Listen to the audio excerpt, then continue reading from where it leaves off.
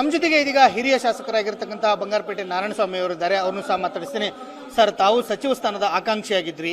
ಸಚಿವರಾಗಲಿಕ್ಕೆ ನಿಮಗೆ ಎಲ್ಲ ಅರ್ಹತೆನೂ ಇತ್ತು, ಯೋಗ್ಯತೆನೂ ಇತ್ತು. ಆದರೆ ಸಚಿವ ಸ್ಥಾನ ಮಿಸ್ ಆಗಿದೆ, ಏನು ಹೇಳ್ತೀರಿ?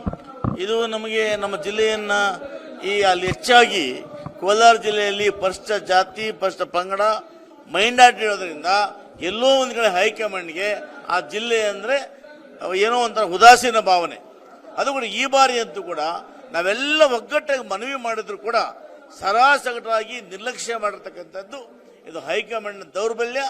ಈ ಆಡಳಿತ ಚುಕ್ಕಾಣಿ ಹಿಡಿದಿದ್ದಾರೆ ಅವರ ದೌರ್ಬಲ್ಯ ಅಂತ ಹೇಳೋದಕ್ಕೆ ಇಚ್ಛಪಡ್ತೀನಿ. ಒಗ್ಗಟ್ಟಿನಿಂದ ನನಗಾದ್ರೂ ಕೊಡಿ, ಅವ್ರಿಗಾದ್ರೂ ಕೊಡಿ ಅಂತೇಳಿ ನೀವೇ ಶಾಸಕರುಗಳು ಎಲ್ಲರೂ ಸಹ ಒಗ್ಗಟ್ಟಾಗಿ ಪತ್ರವನ್ನ ಬರೆದಿದ್ರಿ.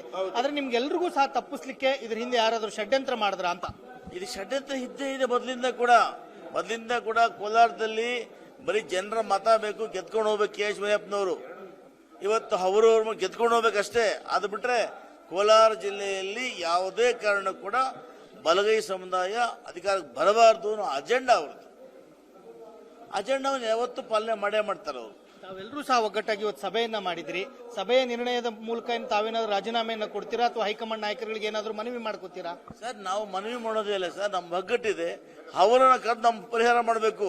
ನಾವು ಪಕ್ಷಕ್ಕೆ ಮೋಸ ಮಾಡಿಲ್ಲ. ನೀವೇನೂ ಮಾಡದಿದ್ರು ಕೂಡ ನಮ್ಮ ಕ್ಷೇತ್ರದಲ್ಲಿ ಕಾಂಗ್ರೆಸ್ ಇಲ್ದಿರೋ ಕಡೆ ಕಾಂಗ್ರೆಸ್ನ ಹುಟ್ಟಾಕಿ ಪಕ್ಷ ಕಟ್ಟಿದ್ದೀವಿ. ಇವತ್ತು ಪಕ್ಷ ಕಟ್ಟಿರೋದು ನಿಮಗೋಸ್ಕರ ಅಲ್ಲ. ಆಮೇಲೆ ಮತ ಆಗಿರೋದು ನಮ್ಮ ಜನ ನಮ್ಗೆ ಮತ ಆಗಿರ್ತಕ್ಕಂಥದ್ದು. ನಮ್ಮ ಜನ ಹೊರತುಪಡಿಸಿ ನಾವ್ಯಾಕೆ ರಾಜೀನಾಮೆ ಕೊಡಬೇಕು? ಎಲ್ಲ ಶಾಸಕರು ಒಗ್ಗಟ್ಟಾಗಿ ತಮ್ಮ ವರ್ಚಸ್ಸನ್ನು ತೋರಿಸ್ತೀರಿ ಅಂತೀರಾ? 100% ತೋರಿಸ್ತೀವಿ, ಎರಡು ಮಾತಿಲ್ಲ ಅದರಲ್ಲಿ. Thank you.